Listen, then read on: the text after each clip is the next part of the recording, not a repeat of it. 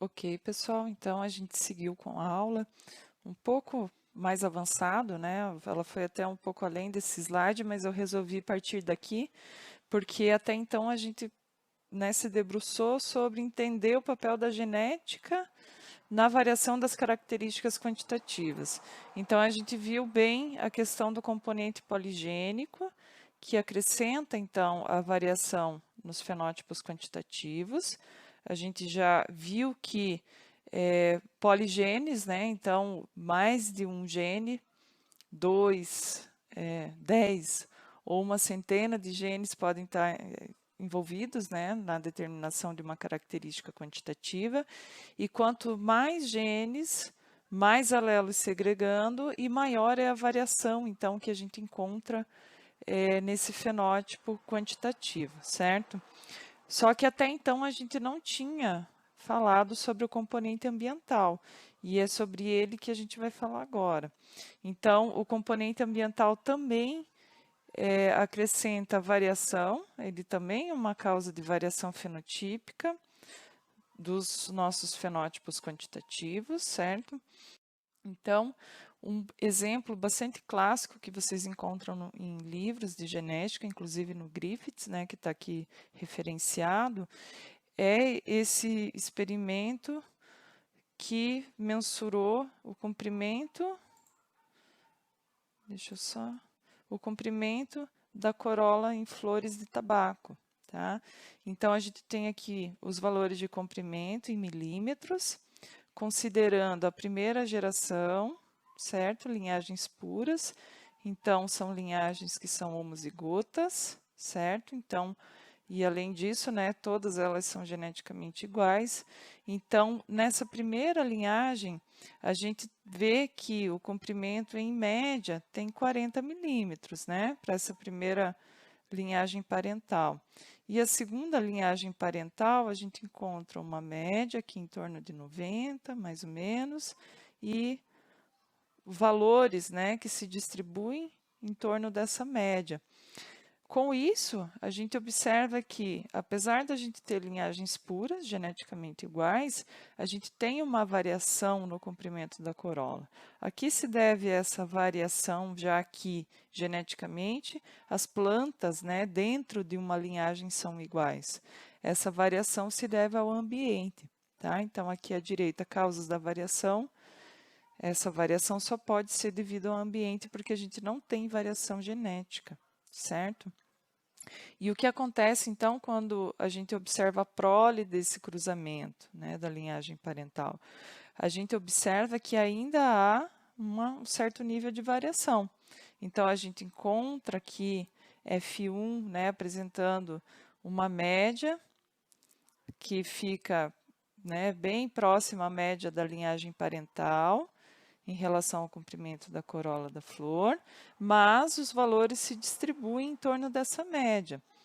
F1 é resultado do intercruzamento das linhagens puras. Então, né, parental 1, parental 2. Isso quer dizer que, geneticamente, F1 também é idêntica entre si, ou seja, eu não tenho variação genética. A que se deve essa variação no comprimento da flor? Se deve ao ambiente. Então, veja que a gente está decompondo as causas da variação fenotípica, certo?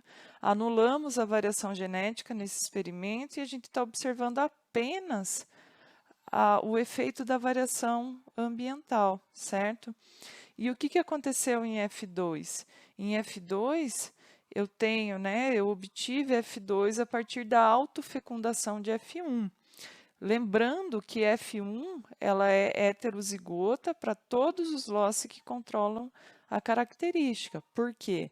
Porque eu obtive F1 de duas linhagens parentais contrastantes e homozigotas, né, dentro de cada linhagem. Com isso, eu tenho F1 híbrida, heterozigota para os loci envolvidos na característica. Quando eu pego indivíduos heterozigotos, né, e cruzo entre si ou faço a autofecundação, como é o caso aqui, eu vou obter todos os genótipos possíveis. Então, esse aqui é o desenho clássico, né, do cruzamento clássico da genética, certo?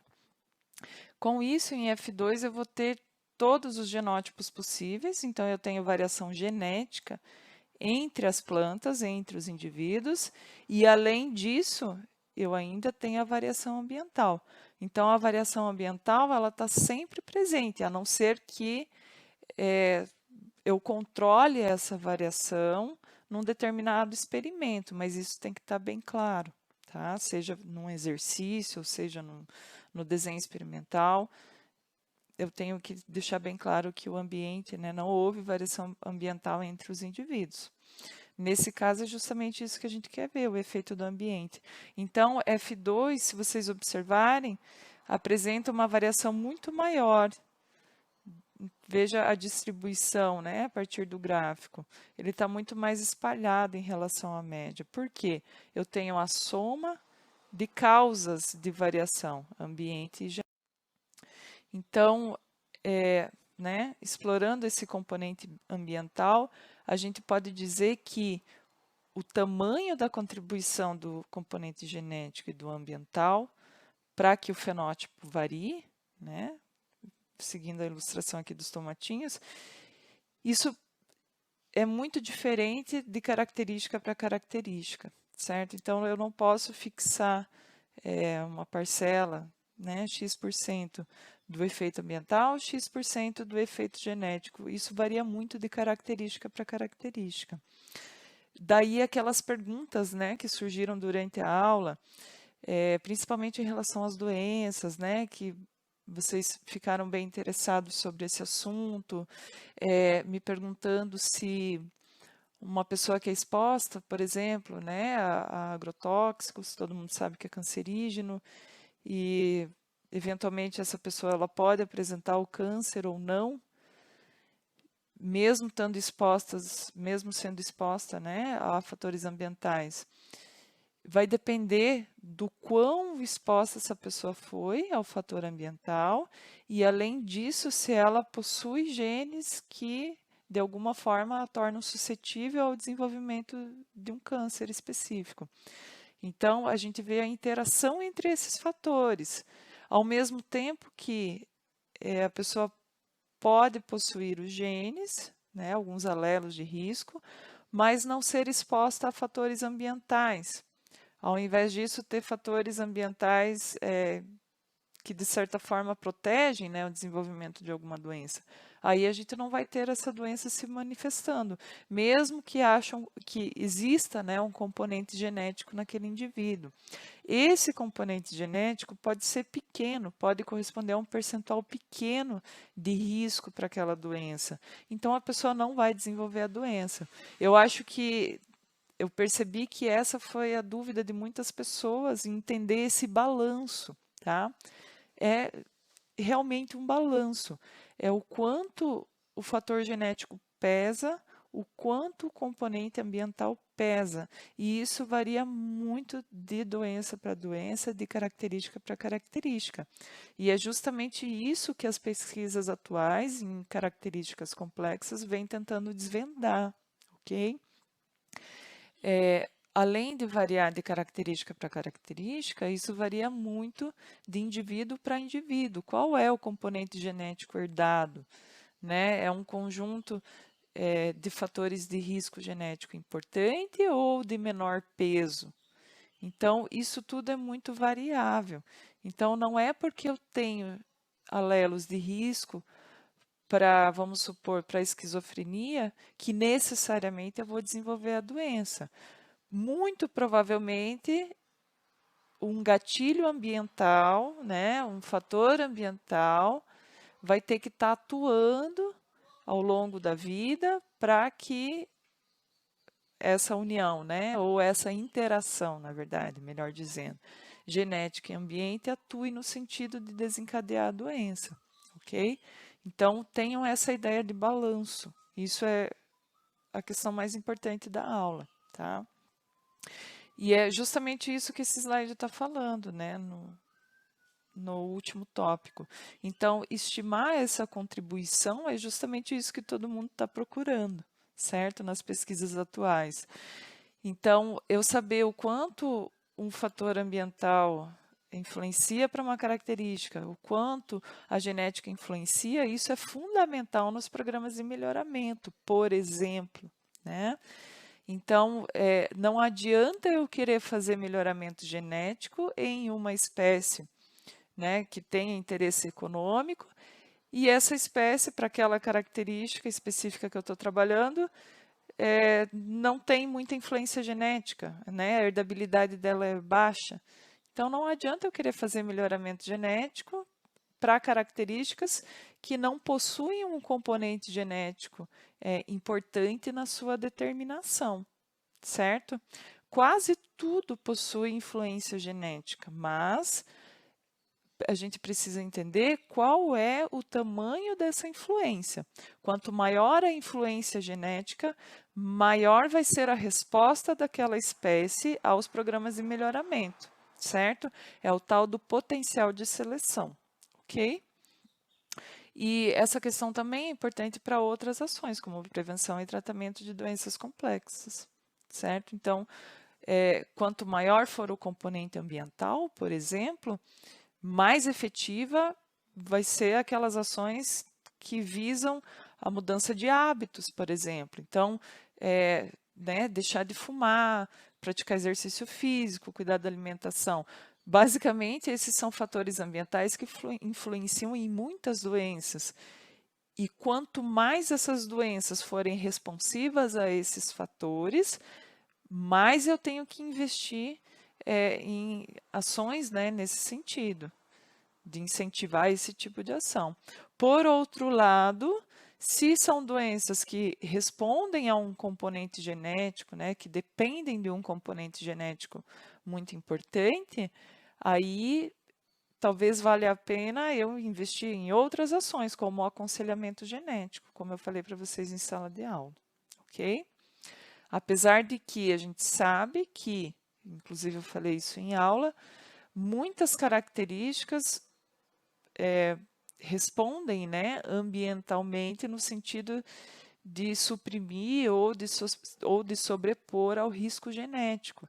Então, eu posso ter um conjunto de alelos de risco para doença cardiovascular, por exemplo, né?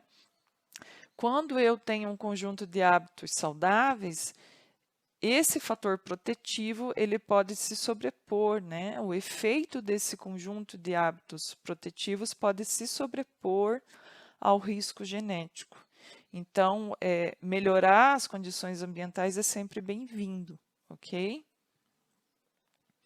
Bom, então a gente já viu que o fenótipo varia em função do genótipo e do ambiente, certo? Com isso, eu posso substituir, então, essa fórmula aqui, né? F vem de fenótipo, G, genótipo e E, ambiente, certo? Por quê? Porque vem do inglês, tá? Então, isso aqui eu posso transformar numa equação mais matemática. Até agora a gente está falando isso em teoria, ok? Fenótipo igual genótipo, que é igual a ambiente. Vamos transformar isso numa linguagem matemática, entendendo que tanto genótipo quanto ambiente são variáveis, ok? Eles variam. Então, eu posso entender que a variação no fenótipo é igual à variação no genótipo mais a variação no ambiente. Variação, matematicamente, eu consigo estimar por meio da variância, que é aquela fórmula que a gente aprendeu lá no início da aula, ok? Então, esse é o símbolo da variância. Então, variância fenotípica é igual a variância genotípica mais a variância ambiental. E a gente sempre vai explorando, então, a decomposição dessas causas de variação, tá? Então, aqui a gente tem aquela curva normal que nós vimos no início da aula, onde a frequência mais alta na população está aqui e corresponde à média daquela característica, ok? E a gente observa, né? Então, assim, T1, T2, T3, T4 são observações individuais. Então, são as medidas para qualquer característica que vocês queiram imaginar, que esteja sendo observada. Então, essas são as medidas individuais para aquelas características, ok? para as características em questão. Quanto mais distante da média, maior é a variação genética ou ambiental, ou ambas, né, estão variando, no sentido de aumentar a distância entre a observação e a média em questão, ok? Então, essa somatória de variância genética e variância ambiental vai determinar o desvio da média, certo? A variação, o espalhamento das observações em relação à média, ok? E eu cheguei a explicar esse experimento, mas acabou sendo rapidinho, então eu vou repassar ele de novo, tá? Então, entendam esse exemplo aqui como um exemplo didático, ok? Ele é um experimento didático, no sentido de mostrar aonde está a variação em cada uma das situações. Então, nessa primeira situação, vamos entender o que está sendo mostrado na tabela, né? Eu tenho 4 indivíduos, quaisquer. Eu tenho 2 genótipos possíveis, A e B, tá? Veja que é bem didático, né? Eu estou simplificando ao máximo. Eu tenho 2 ambientes, 1 e 2, e eu tenho o meu fenótipo de interesse aqui, que é a atividade enzimática. Então, eu tenho as medidas de atividade, certo? Se vocês observarem, essas medidas estão variando. 20, 24, 28, 32, tá? Não são todas iguais. A que se deve essa variação na medida enzimática? Bom, a gente já viu...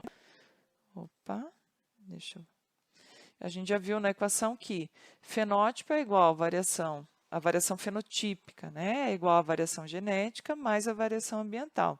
Pois bem, aqui eu tenho a variação genotípica e aqui eu também tenho variação ambiental. Então, aqui eu tenho toda a variação, tá? A pergunta é, qual é a variância fenotípica? Então, a variância fenotípica eu vou tirar a partir dessa primeira situação do exemplo, ok? Por quê? Porque aqui eu tenho o fenótipo respondendo à variação genética e à variação ambiental, tá? Mas vamos observar as outras 2 situações. Aqui eu tenho uma situação onde o ambiente não está variando, eu tenho apenas a variação genética. Com isso, a variação que eu observar na atividade enzimática aqui vai ser em função da variação genética, ok? Ou variância genética. Então, a gente tem que a variação ambiental aqui é 0, certo? O ambiente é igual para todos os indivíduos. Então, a variação na atividade enzimática é igual à variação genética, certo? E eu calculo essa variação a partir daquela fórmula da variância, certo? Então, a fórmula da variância foi dada no início da aula, tá? Eu sugiro que vocês façam os exercícios que estão nos slides, eles têm as respostas, então vocês podem fazer e conferir as respostas. Então, variância fenotípica, que é a variação desses valores, tá? De atividade enzimática, é em função da variância genética, que é igual a 21,3. E essa outra situação qual é? Eu tenho genótipos idênticos, né, todos eles do tipo A, e ambiente variando entre 1 ou 2. Logo, a atividade enzimática é em função da variação ambiental, porque a variância ou variação genética é igual a 0. Então, o valor de variância que eu obter aqui, eu posso dizer que ele é a variância ambiental, tá? Então, a variância fenotípica que eu observei aqui é igual à variância ambiental, porque geneticamente eu não tenho variância. E, calculando a partir da fórmula, eu descubro que essa variância é igual a 5,3, tá? Então, até aqui, o que eu fiz foi brincar com aquela fórmula da variância fenotípica igual à variância genética mais variância ambiental. Fui brincando com ela porque eu tive situações onde o ambiente não variava e onde o genótipo não variava, certo? Então, eu fui obtendo a variância genética desse exemplo aqui e a variância ambiental a partir deste exemplo, certo? Se eu somar as duas, eu não vou ter a equação completa, variância fenotípica igual a variância genética mais ambiental, e é isso que eu vou encontrar lá em cima, ok?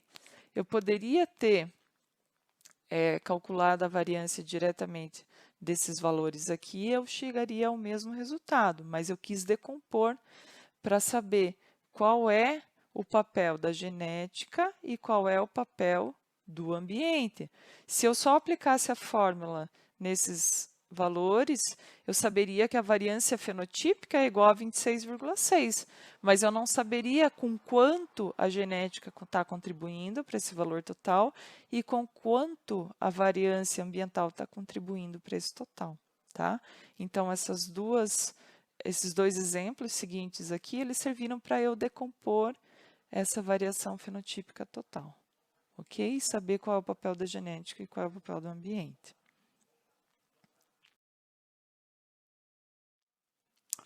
Esse aqui é um outro exemplo, que também serve para a gente entender um pouco mais a fórmula e brincar com ela, tá? Então, aqui a gente tem repetições, né, na medida da atividade enzimática em três linhagens clonais diferentes de aspergilos. Então, aqui eu tenho repetições ou clones, né, onde essas atividades enzimáticas foram mensuradas. Então, eu tenho a linhagem 1, linhagem 2 e linhagem 3, certo? Essas linhagens diferem em relação à sua genética, né? Então, as linhagens entre os indivíduos de uma linhagem são geneticamente idênticos, a gente pode entender que eles são clones, né? 3 linhagens clonais, só que esses clones diferem entre cada uma das linhagens. Então, a variação genética, ela está entre as linhagens, entre as colunas dessa tabela, certo? Vamos entender que essas repetições podem ser indivíduos, tá? Ou conjuntos de indivíduos.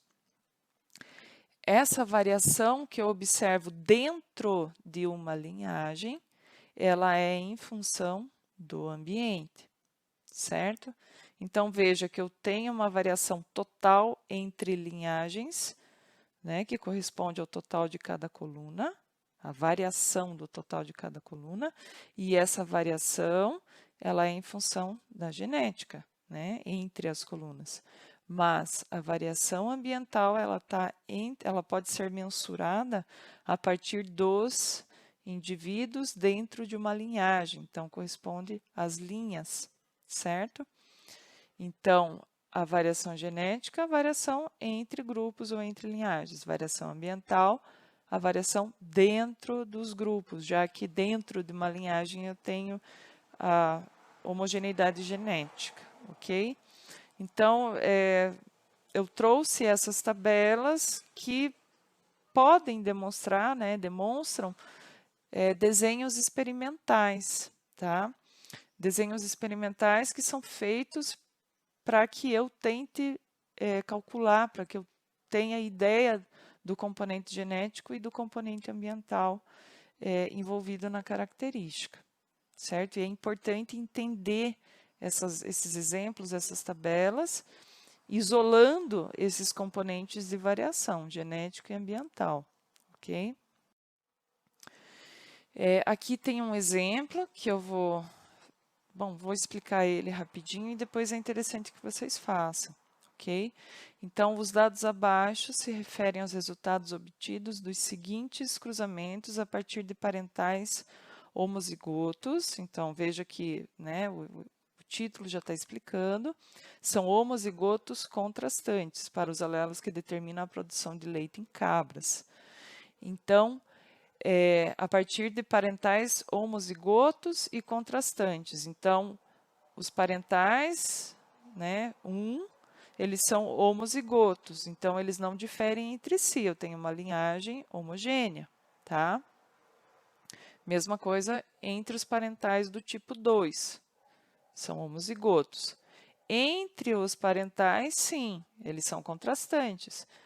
Veja que o parental 1 produz uma média de leite mais elevada, em comparação ao parental 2, tá? Então, geneticamente, parental 1 e parental 2 são diferentes, ok? F1 foi obtida a partir do cruzamento de parentais 1 e 2, tá aqui, tá? E F2 foi obtida a partir do cruzamento entre indivíduos de F1. Aqui eu tenho a média na produção de leite, ok? Então, nessa primeira coluna eu tenho essa média da produção de leite, que é uma característica quantitativa, e na outra coluna eu tenho a variância da produção de leite. Então, eu não estou fazendo um cruzamento só, estou fazendo cruzamentos, né? Então, eu estou trabalhando com um número grande de indivíduos e o quanto a produção de leite está variando entre esses indivíduos dentro de cada uma das linhagens, ok? Então, o próximo, né, o que o exercício está pedindo? Está pedindo para vocês estimarem a variância ambiental, a variância genética e a variância total envolvida nessa característica. Como que eu vou fazer isso? Primeiro passo é entendendo os cruzamentos, entendendo aonde eu tenho variação genética e aonde eu tenho variação ambiental. A partir disso, eu jogo naquela fórmula, variância fenotípica igual variância genética mais variância ambiental, e consigo obter os resultados, ok? Então, vamos entender aonde está tendo cada uma dessas variações. Então, o que eu tenho na linhagem parental 1? Eu tenho variação genética ou variação ambiental? Eu já disse que os indivíduos são homozigotos, então eu não tenho variação genética, nem em parental 1, nem em parental 2. E essa variância aqui na produção do leite se deve a quê, então? Ao componente ambiental, ok? O que está acontecendo em F1? Eu tenho variação genética em F1? Entre os indivíduos, né, de F1, dentro da linhagem F1, também não tem variação genética, porque todos eles são heterozigotos, obtidos a partir de 2 indivíduos homozigotos. O que eu vou... homozigotos contrastantes, né? Qual é a causa dessa variação? Ambiental também.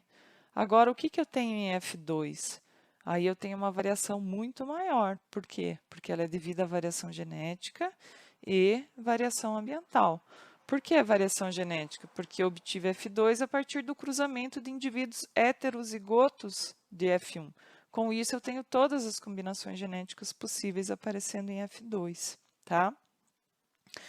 E é isso que está mostrando aqui. Então, nessas 3 linhagens, a variação observada é ambiental.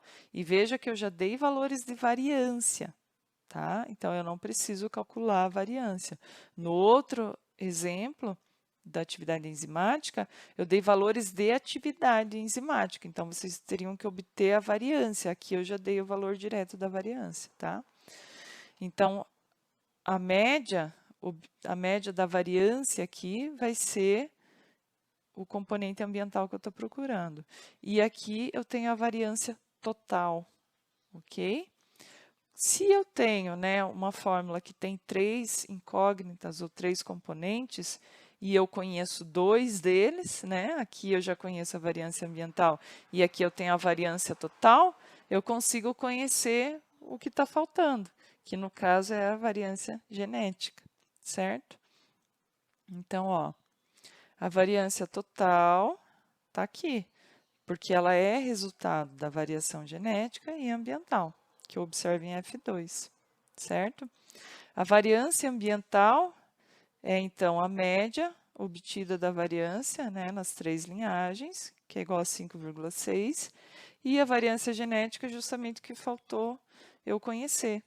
E aí eu vou brincar com aquela fórmula. Eu conheço a variância total, conheço a variância ambiental, isolo a variância genética, que é igual a 15,8, ok? A outra pergunta, qual é a provável interação alélica predominante? Justifique sua resposta. Eu lembro que alguém perguntou como que eu sei, como que eu determino qual que é a interação predominante. E eu sei que alguém respondeu, mas não respondeu correto. Então, como que eu sei qual é a provável interação alélica? Eu olho as médias, tá? Eu não vou conseguir estimar a interação alélica para todos os loci envolvidos. É muito complexo, eu não consigo decompor isso para todos os loci envolvidos. Mas eu consigo ter ideia do fenótipo como um todo a partir da sua média, tá? Então, se vocês observarem, pegando os valores de média, tá? Eu tenho que a média da produção do leite para os parentais é igual a 33,6. Então, eu somei, né? 39,5 mais 27,6 dividir por 2. Obtive esse valor de média. Aqui, eu tenho a média de F1 igual a 34,7, a média de F2 igual a 33,4. Esses valores não são bem próximos, não são semelhantes.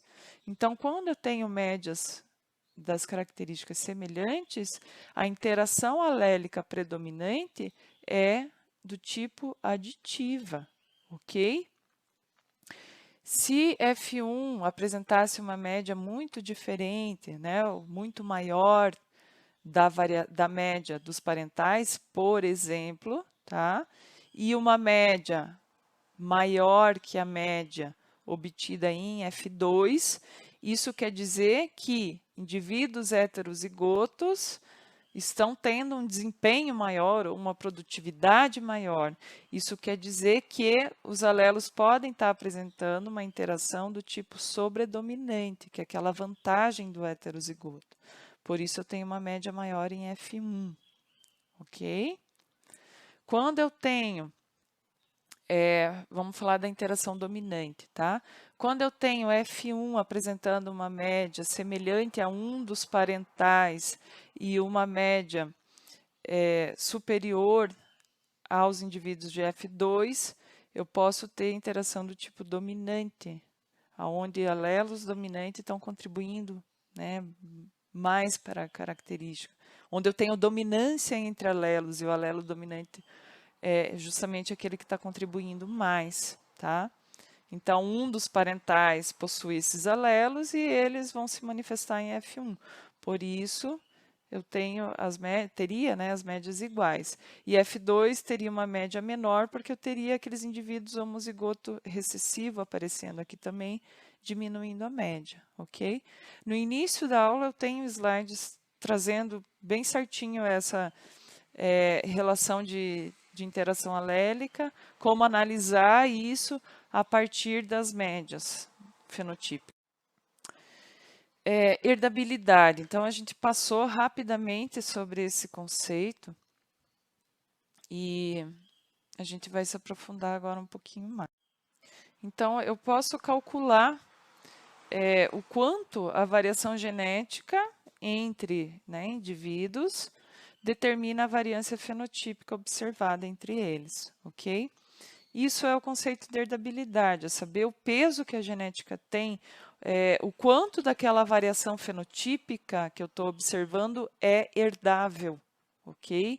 É em função da variação genética. Então, eu tenho esse conceito de herdabilidade se dividindo em dois tipos, a herdabilidade no sentido amplo e a herdabilidade no sentido estrito. A gente vai falar do amplo primeiro, tá? Então, o símbolo, né, é um H maiúsculo para herdabilidade no sentido amplo. Então, aqui é H maiúsculo elevado ao quadrado. Então, a herdabilidade, ela é igual à variação, a herdabilidade no sentido amplo é igual à variação genética dividido pela variação total. Ou, né, a gente já viu que eu transcrevo essa variação teórica em termos matemáticos ou estatísticos a partir da variância, tá?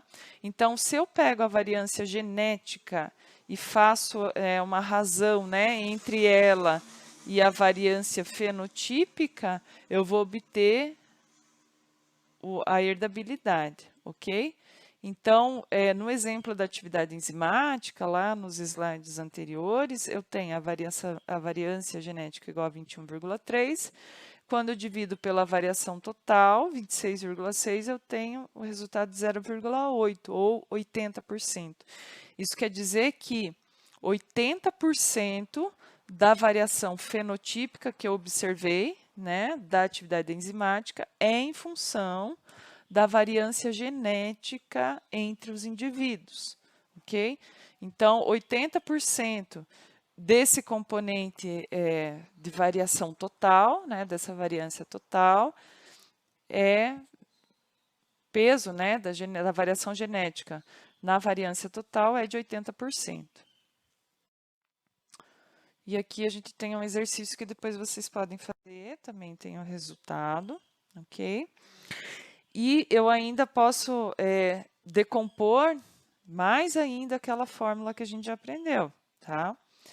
Porque eu consigo desmembrar essa variância genética a partir das suas interações alélicas, que a gente já viu também, que a gente acabou de falar. Então, a variância genética ela pode ser decomposta ainda em 3 componentes. Por quê? Geneticamente, os alelos, né, eles podem estar atuando a partir de um efeito aditivo, do efeito de dominância e do efeito de epistasia, que a gente já viu no início da aula, ok? E cada tipo de interação vai produzir um tipo de variância. Vocês podem imaginar que o efeito da genética vai depender em função da interação alélica dos alelos, né, para um determinado loce, ou para loces diferentes no caso da epistasia, ok? Então, cada tipo de interação vai produzir um tipo de variância. Então, eu tenho a variação genética total, tá? Sendo composta pela variância aditiva, que é essa variância com o Azinho aqui, a variância de dominância, variância com o Dzinho, e a variância epistática, que é a variância com o Izinho, ok? Então, eu depus a variância genética, né, em 3 outros componentes, em função da interação alélica dos lotes envolvidos. Então, até agora, a gente estava trabalhando com aquela fórmula simples, né? Variação genética igual a variação fenotípica igual a variação genética mais variação ambiental. Agora, a gente expande essa variação genética para variação aditiva, variação de dominância e variação epistática, tá? Variação genética igual a tudo isso aqui. Quando eu coloco isso naquela fórmula simples que eu falei para vocês, né, no início, eu tenho essa expansão aqui. Então, a variação fenotípica igual a variação aditiva mais variação de dominância mais variação epistática mais variação ambiental, tá? Entendam variação como, matematicamente, né, como variância, ok? Com isso, eu consigo calcular um outro tipo de herdabilidade, que é a herdabilidade no sentido estrito. Por que sentido estrito? Porque eu estou considerando justamente aquele tipo de interação alélica aonde eu consigo prever o efeito, tá? E é justamente essa variância aditiva a única que vai medir o que pode ser expresso na próxima geração. Por quê? Nesse tipo de interação aditiva, cada alelo contribui de forma independente para a característica, independente do outro alelo, do alelo homólogo, certo? Então, independente dos outros alelos que estão segregando com ele e que também contribuem para aquela característica, na variância aditiva, certo? Ou na interação alélica do tipo aditiva, os alelos vão contribuir com uma parcela independente. Eles são contribuintes independentes. Isso faz com que eu consiga ter uma medida mais real ou mais previsível do quanto a genética está contribuindo para aquela característica, já que o efeito do alelo é individual, certo? Independe dos alelos que estão segregando em conjunto. tá? Então, é o que pode ser inferido com segurança, tá? E é o que acaba sendo selecionado para manter a média ao longo das gerações. Por quê? Quando eu tenho a interação do tipo dominante, veja que o alelo dominante, ele vai aparecer, né, o seu efeito ele vai aparecer dependendo da combinação que tiver naquela geração. Então, o efeito dele vai depender dos alelos que estão segregando em conjunto, certo? Do mesmo jeito a epistática. Então, esses outros componentes de dominância ou epistático, eles são criados e perdidos a cada geração, certo? Vai depender da segregação independente dos alelos durante a meiose, vocês já aprenderam isso.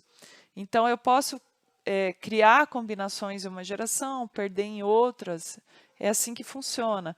Então, não adianta eu querer trabalhar prevendo fenótipos a partir desse tipo de interação alélica, porque eles são criados e perdidos a cada geração de forma aleatória, certo? Já o efeito aditivo, eu consigo prever o efeito dele, né, ou mensurar com mais confiabilidade, porque é um efeito que independe de outros alelos, tá? A presença dele já basta.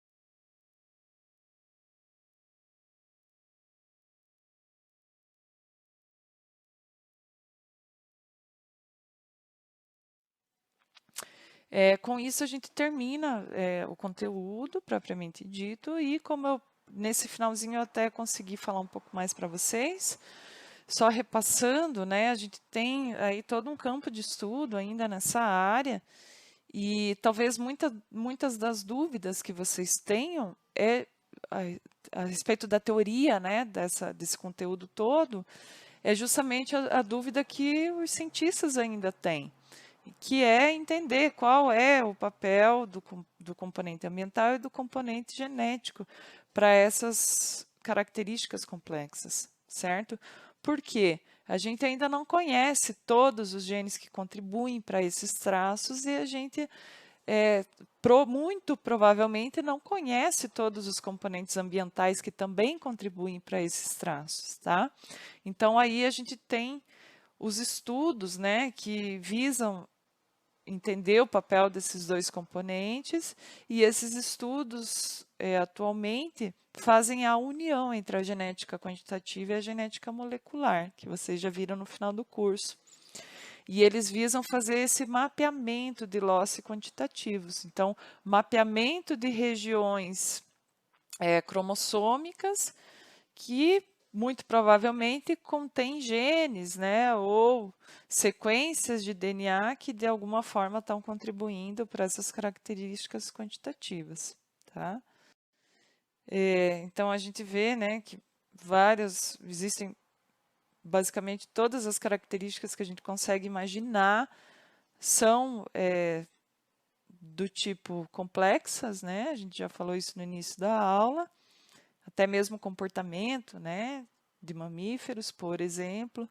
E há muito tempo atrás a gente se limitava à determinação da herdabilidade dessas características, mas era um cálculo, né, era uma estimativa que muitas vezes era muito distorcida. Como eu falei na aula para vocês, o cálculo de herdabilidade ele é muito restrito a uma condição específica.